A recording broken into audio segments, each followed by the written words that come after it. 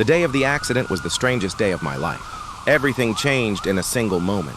It had been raining heavily and the road was slippery. I remember driving carefully, trying to see through the blurred windshield. Then suddenly another car swerved into my lane. There was a loud crash, the screeching of metal, and everything went dark when I slowly opened my eyes again. I was lying in a hospital bed.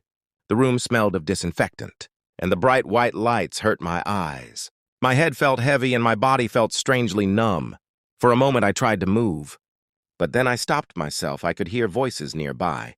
2 doctors were standing beside my bed. Speaking quietly, "It looks like a spinal injury." One of them said, "We can't be sure yet," the other replied. "But there's a strong possibility he could be paralyzed."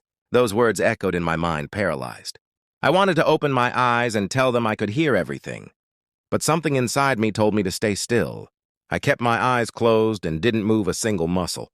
Then a strange thought crossed my mind. If everyone believed I was paralyzed, maybe I could learn something important. Maybe I could see how people truly felt about me when they thought I couldn't hear them. A few minutes later, the door opened. I instantly recognized the sound of my wife's footsteps. We had been married for 5 years through good times and bad. I always believed she loved me deeply. She walked closer to the bed and grabbed my hand. Her fingers were slightly shaking. "Doctor, will he recover?" she asked nervously. One of the doctors sighed softly. "It's too early to say," he said. "The injury is serious. Recovery could take months, and in some cases, patients never regain full movement." The room fell silent inside my mind. I prayed she would say something comforting, something that would remind me that I wasn't alone. But the next thing she said shattered something inside me. In a quiet voice, she asked if he never recovers, how much is his life insurance? For a moment, I thought I had heard wrong. My heart started pounding. The doctor sounded slightly surprised. "Ma'am, right now the focus should be on his recovery." "Yes, of course." She quickly replied, "I just meant we have to think about the future." But her tone didn't sound worried about me. It sounded like she was doing calculations. I lay there silently, pretending to be unconscious, while my entire world slowly began to crack. Was that just a careless question? Or was it the truth hiding in her heart? At that moment, I made a decision. I would continue pretending to be paralyzed because sometimes the truth only appears when people believe you can't hear them. That night, the hospital room felt unusually quiet. The only sounds were the faint beeping of medical machines and the distant footsteps of nurses walking through the hallway. I lay on the bed completely still. My eyes closed, my body motionless. To anyone watching, I looked like a helpless patient who couldn't move.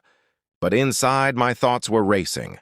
My wife's question kept repeating in my mind. How much is his life insurance? It wasn't just a question. It felt like a knife slowly twisting in my chest. 5 years of marriage, countless memories, sacrifices, dreams for the future. And yet the first thing she thought about was money. After a while, the door opened again. My wife walked back into the room and sat beside my bed. "I don't know what to do," she murmured quietly. For a moment, I hoped she would cry. Maybe she would pray for me. Maybe she would say she couldn't imagine life without me. But instead, she whispered something else. "If he never recovers, how will everything work?" Her voice carried worry, but it didn't sound like the worry of someone losing the person they loved. It sounded like someone calculating a difficult problem. A doctor entered the room shortly after. "We're running more tests," he said. "The next few days will be very important." My wife nodded slowly. "If he never walks again, will he stay like this forever?" she asked. "It's too early to tell," the doctor replied after the doctor left. She stayed silent for a few minutes. Then she took out her phone. She probably thought I couldn't hear anything. She dialed someone. "Yes, he had an accident," she said quietly. "The doctors think it's a spinal injury. The chances of recovery aren't good." I listened carefully. Then she lowered her voice even more. "Yes, he has a good insurance policy." My heart began pounding faster. Whatever doubt I had before was slowly fading. When the call ended, she came closer and held my hand again. "Please recover," she whispered. But her voice lacked the warmth it once had. That night, I made another decision. I wouldn't reveal the truth yet. I would stay silent because now I needed to see the full truth, not just in one question, but in her actions. And I had a feeling the coming days would reveal everything. The next few days were some of the strangest days of my life. I spent most of my time lying in that hospital bed completely still. My eyes stayed closed and I didn't move a single muscle. To everyone around me, I was just a helpless patient who couldn't move. But inside, I was fully aware and I was watching everything, especially my wife whenever family members or friends visited. She played the role of a worried wife perfectly. Her eyes filled with tears and her voice trembled as she spoke. "The doctors say we should pray."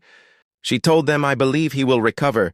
People comforted her, placing their hands on her shoulders. "You're strong," they said. "He's lucky to have you," but the moment everyone left the room, things changed, the atmosphere shifted. Her face lost that emotional expression, and she often stood by the window scrolling through her phone. One afternoon, she made another call. "Yes, the doctors say the chances are low," she whispered. My chest tightened. I listened carefully as she continued speaking. "Maybe the insurance claim will come sooner if things stay like this." That sentence felt like a hammer striking my heart. I had never imagined my life could be reduced to an insurance claim. From that moment on, I paid attention to every detail.